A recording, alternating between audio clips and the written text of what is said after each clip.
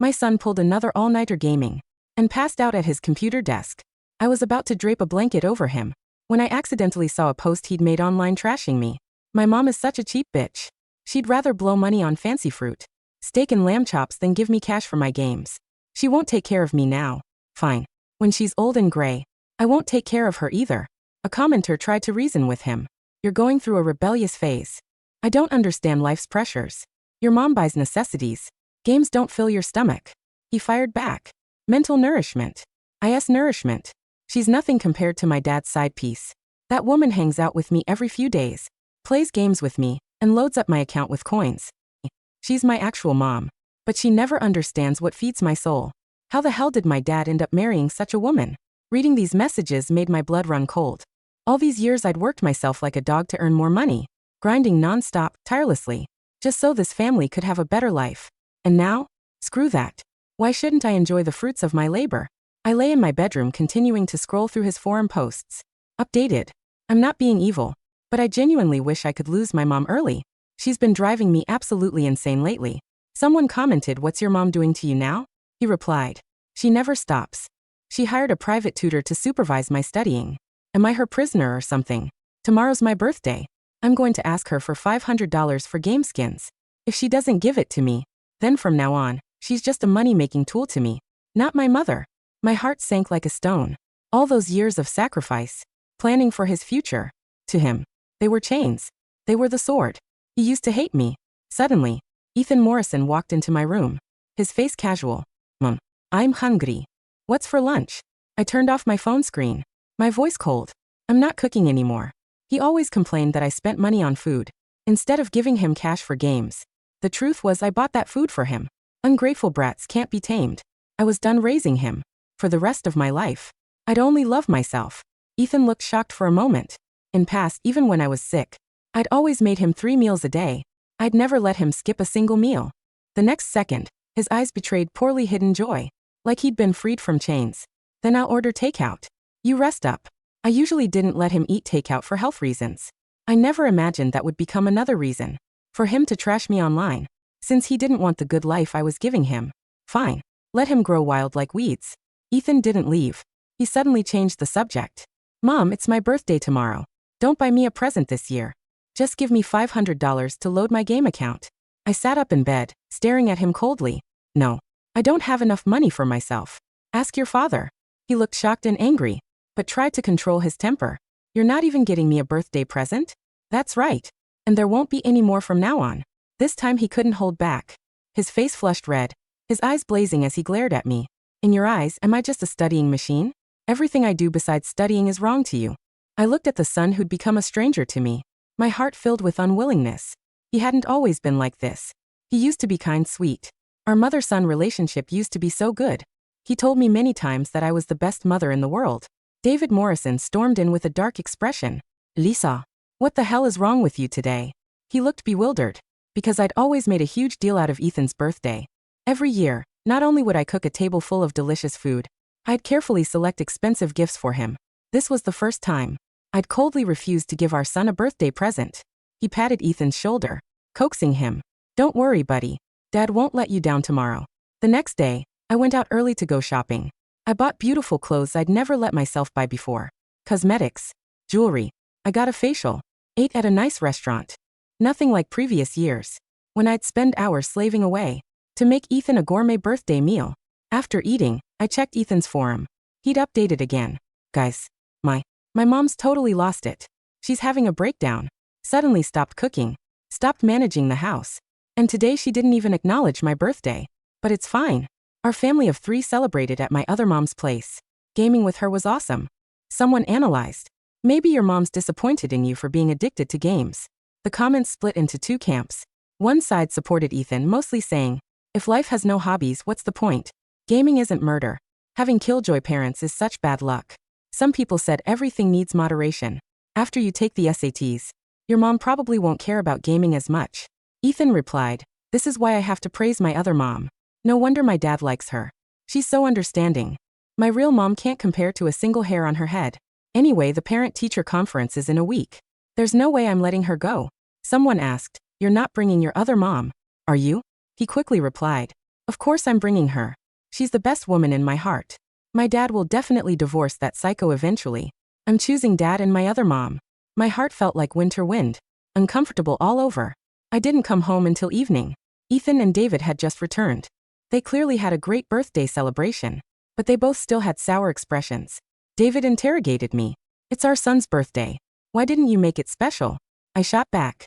I celebrate both your birthdays every year. Have you ever celebrated mine? He was speechless, then glared at me unreasonably. You're twisting logic, being ridiculous. Ethan pretended to be understanding. Stop fighting. I don't care about this stuff. He was in a good mood because I'd seen on his forum that his other mom had given him $1,000 to load his game account today. Sure enough, a week later, he didn't tell me about the parent-teacher conference. My best friend happened to be on a business trip, so I volunteered to attend the conference for her daughter. The two kids were in the same class. I wanted to see who this other mom was that Ethan kept praising. When I got to the classroom, I saw her. She was Kelly Brooks, the receptionist at David's company. His tiny company only had 3 people: a receptionist, a salesperson, and him. The girl was young, only 25, pretty decent looking. I sat behind her. She and Ethan didn't notice me. The homeroom teacher's main task today was understanding what colleges each student wanted to apply to. When they got to Ethan, Kelly smiled and said, "Our son's grades aren't great, so you won't be taking the SATs. His dad and I just want him to be happy and healthy." The teacher looked confused. I'd asked her many times to give Ethan extra attention with his grades, so she instinctively asked, "You're Ethan's?" Ethan immediately stood up, proud. "She's my mom." The teacher glanced at me, sitting in the back, able to figure out the situation. She gestured toward me. "Ethan, your mom is sitting right there. What's going on?" Her words fell like a bomb. Everyone turned to stare at me and Kelly with bizarre, gossip-hungry eyes. Ethan looked thunderstruck as he turned around, not expecting me to be sitting behind him. I deliberately smiled and asked Ethan, "Who's your mom?" Everyone started whispering. "What's going on here? How could this kid do something like this? Too rebellious. This kid needs serious discipline. Getting someone to pretend to be his own mother. Imagine what else he could do in the future." Ethan's face darkened. He held his silence for a moment, then seemed to make some kind of decision. "I'm not lying, Kelly Brooks. I asked my mom." The teacher pressed. "Why has Lisa always been the one coming to parent-teacher conferences? She's my aunt. My real mom died young. My dad just remarried. She was afraid I'd be bullied at school for not having a mom, so she pretended to be my mother." Ethan said this with complete confidence. No trace of guilt. Though I'd already decided to give up on the son, witnessing the boy I'd raised with love and care stab me in the back like a sword, I still felt cold and pain. The teacher asked me, "Is this true, Miss Morgan?" I didn't hesitate. I'd fulfill his wish now. Yes, Kelly Brooks is Ethan's real mother. From now on, listen to Kelly about Ethan's academic matters. Ethan really did give up on the SATs. When we got home, he tried to explain guiltily. Don't get me wrong. I only lied because I was embarrassed. You wouldn't want the whole school knowing. I lied and found a fake mom to replace you, right? I'd never be able to show my face again." I smiled bitterly with complete disappointment. "I know you did it to save face. See me smile." He breathed a huge sigh of relief and tentatively asked, "Mom, I gave up on the SATs. You're not mad at me, are you?" I smiled again, just as coldly. No. I'd already stopped thinking of him as my son. Why would I get upset over nothing? That would just be making myself miserable. From now on, I wouldn't have to spend money raising him, paying for college, saving to buy him a car and house, giving money for a wedding. I wouldn't have to bear responsibility for his life. If anyone was truly relieved, it was me. That night, my husband David called me honey. "Transfer me some money for business entertainment. I'm on a business trip and don't have enough." Over the years he'd asked me for money with total confidence. I made $50,000 a month. At first he took $5,000 and felt it wasn't enough for his image. He always thought he was destined for greatness. He'd been starting businesses for years, but with zero success. Always traveling. Every month he'd take $20,000 from me to support his career. I never complained. But now that I knew he had another woman, my stomach turned like I'd swallowed dead flies. I don't have money. I spent this month's salary on a gold bracelet. My marriage to him was bare bones. We had nothing when we got married. Though over the years, through my relentless grinding, working 15-hour days, climbing from a $3,000 salary to $50,000, I never been willing to buy myself jewelry. I always wanted to save money for the family. David exploded when he heard I'd bought a bracelet, blaming me for not consulting him. I didn't want to hear his emotional dumping, so I hung up. He proceeded to send me dozens of 60-second voice messages. and a 1,000-word text message criticizing me. After all these years, this was the first time he'd sent me so many messages. In the past I sent him messages, sent a few. He'd reply with yeah, okay, got it. Sometimes he wouldn't reply at all. Middle-aged marriage had long lost its passion. From initial frustration to eventual numbness. I didn't listen to the voice messages or read the texts. I'd used the same approach on him that he'd used on me all these years. 2 days later, I got a call from the cemetery. Miss Morgan, someone sold your parents' ashes. Now the empty burial plots. Client wants to buy them. I tried calling your husband, but his line was always busy. Can you come sign the paperwork? I was thunderstruck, shaking with rage as I demanded. What did you say? The ashes were sold. Who sold them? I was so angry. My blood pressure spiked. My hand holding the phone trembled. The person realized I didn't know and stammered. Your husband, Mr. David Morrison, brought 2 clients yesterday. He sold your parents' ashes separately, to people who needed them for ghost marriages. Your mother's ashes were sold to an elderly man who just died. Your father's ashes were sold to an old, virgin woman who recently passed. Your husband told us to sell the burial plots. We just had a buyer come in. The staff member's voice got quieter and quieter. I warned them, don't you dare sell, or I'll see your cemetery. My parents were devoted to each other their whole lives. I never imagined that after death, David, this animal, would sell their ashes. I was about to call the police when David and Ethan came home. The first thing David did was look for a charger for his dead phone. So annoying. Phone died at the worst time. Neither father nor son noticed my furious expression. One played with his phone. The other headed to his room with his backpack, ordering me around like a servant. Mom, I want garlic butter shrimp. David didn't even glance at me, saying casually, I have a business dinner tonight. Won't be home. I couldn't hold back anymore and confronted David. Where did you sell my parents' ashes? Where did you sell my parents' ashes? The question hung in the air, heavy and suffocating. David paused, his hand halfway to the refrigerator door. He didn't look guilty. He looked annoyed. Lower your voice, he hissed, glancing at Ethan's closed door. It was just a business transaction. They were collecting dust in that columbarium. I needed liquidity for the supply chain deal. It's a bridge loan, Lisa. I'll buy the plots back when the deal clears next week. They aren't furniture, David. They are my parents. I screamed, snatching the nearest object, a glass vase, and hurling it at the wall near his head. It shattered, raining shards onto the floor. Ethan opened his door, annoyed. Can you guys keep it down? I'm in a ranked match. Your father sold your grandparents' ashes to pay for his side piece. I yelled at him. Ethan shrugged, his eyes dead to everything but the screen glare. So? They're dead. They don't care. Dad said he needed the money to invest. If you weren't so stingy, he wouldn't have to do it. He slammed his door. That was the moment the last thread snapped. I didn't cry. The rage that had been boiling effectively evaporated, replaced by a glacial, surgical clarity. Get out, I said softly. What? David laughed nervously. Don't be dramatic.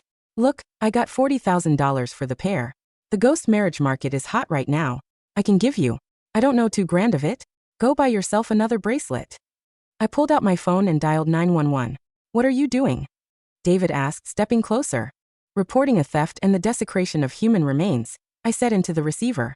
And I'm filing for an immediate restraining order due to domestic turbulence. David lunged for the phone, but I sidestepped. Touch me, David, and I'll add assault to the list. The police are already recording. The police arrived. While they couldn't arrest David immediately without more investigation into the ownership of the ashes, the disturbance was enough to have him removed for the night. Ethan, seeing the police, panicked and voluntarily left with his dad, muttering about how I was toxic. Good. The moment the door clicked shut, I went to work. I wasn't just an employee earning $50,000 a month. I was a CFO for a logistics firm. I knew how money moved, and more importantly, how to stop it. The accounts, I drained the joint checking account. Every cent. I transferred it to a new, secure account at a different bank. The cards. I canceled the supplemental credit cards held by David and Ethan. The assets. The house was in my name, bought with my inheritance before the marriage. David had signed a prenup years ago thinking he would be the rich one protecting his assets from me. Irony is a cruel mistress. I called a locksmith to change every cylinder in the house. The job. I called the HR department of David's company. Since I was the primary investor, I technically owned 70% of the shares. I initiated a freeze on company assets pending an audit. The next morning, I went to the cemetery. I paid double to track down the buyers. It took 3 days and a team of lawyers, but I retrieved the urns. I held my parents close, weeping silently in the car, promising them that the monsters who did this would pay. David and Ethan stayed at a hotel the first night. By the third day, The hotel kicked them out because the credit card on file was declined. They went to Kelly's apartment. I can only imagine the scene. Kelly, the 25-year-old receptionist, lived in a cramped one-bedroom. Suddenly, she had a middle-aged man and a surly teenage gamer crashing on her sofa. On day 4, Ethan texted me, "Mom, send me $500. I need to eat. Also, the Wi-Fi here sucks. Upgrade my data plan." I took a screenshot and sent it to my lawyer. I didn't reply. A week passed. The parent-teacher conference fallout had spread. The school counselor called me. "Mrs. Morrison, Ethan hasn't attended classes in a week." "I'm not Mrs. Morrison anymore. I'm Ms. Morgan. And Ethan has a new mother, Kelly Brooks. Please call her." I hung up. David tried to storm my office. Security stopped him at the lobby. He looked disheveled. The expensive suits I used to dry clean for him were wrinkled. "You can't do this, Lisa. That's marital property," he screamed as guards dragged him out. "Read the prenup, David," I shouted back. "And good luck with the embezzlement charges." Without my $20,000 monthly injection, David's business evaporated. He couldn't pay the rent for his office. He couldn't pay Kelly's salary. The dynamic at Kelly's apartment shifted rapidly. I learned the details later from mutual acquaintances and the eventual court depositions. Kelly wasn't a cool mom. She was a gold digger who thought she had landed a whale. She thought David was the rich one. When she realized David was a leech living off his wife, her demeanor changed. Ethan was the first casualty. He sat around her apartment all day, eating her food, shouting at his video games and leaving a mess. "Clean up your trash." Kelly screamed at him one evening. "You're not my mom. You're just the side piece." Ethan yelled back, "Where's my allowance? You said you'd support my gaming career. With what money?" Kelly threw a remote at him. "Your dad is broke. He owes me 3 months of back pay." Ethan was shocked. He looked at David. "Dad, just transfer the money." David rubbed his temples. "I'm having liquidity issues. Your mother locked the accounts. So make her unlock them." Ethan demanded. "I need skins. The tournament is tomorrow." "Shut up." David snapped, backhanding Ethan across the face. It was the first time David had ever hit the golden boy. Ethan sat there stunned. The illusion of the perfect, fun dad shattered. 2 months later, I sat in a cafe, looking elegant in a new trench coat, sipping an espresso. Across the table sat David. He looked 10 years older. He was staying in a cheap motel. Kelly had kicked him out after realizing the money was never coming back. "Lisa," he begged, his voice trembling. "I'm sorry. I was stressed. The business, the pressure. I love you. We have a history. Ethan needs his home." "Ethan made his choice," I said calmly. "And you sold my parents. I can get them back." "I already did. No thanks to you." I slid a folder across the table. "Divorce papers. You get nothing. In fact, you owe me $140,000 in misappropriated funds from the company accounts. If you sign this and leave the state, I won't press criminal fraud charges. If you fight me, you go to prison." David read the papers. His hands shook. "What about Ethan? He's 17. He can legally drop out if he wants. I'm not paying for him. He said I was just a money-making tool." "Well, the tool is broken. He's your son.